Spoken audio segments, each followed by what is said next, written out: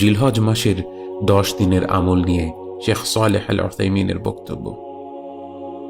জিলহজ মাসের 10 দিন শুরু হয় জিলহজ মাস আরম্ভ হওয়ার সময় থেকে এবং শেষ হয় কোরবানির ঈদের দিন।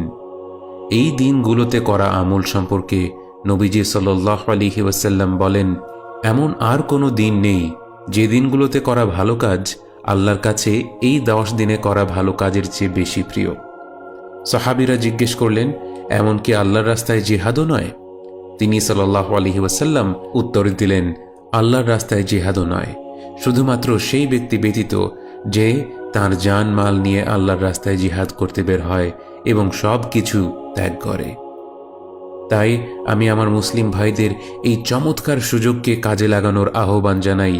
এই 10 দিনে ভালো কাজ বাড়িয়ে দেওয়ার আহ্বান জানাই, যেমন কোরআন তেলাওয়াত করা, আল্লাহর যিকির আযকার করা, যেমন আল্লাহু আকবার, লা ইলাহা ইল্লাল্লাহ, আলহামদুলিল্লাহ, সুবহানাল্লাহ, দান সাদাকা করা, নফল রোজা রাখা, সব ধরনের আমল বেশি করে করার চেষ্টা করুন।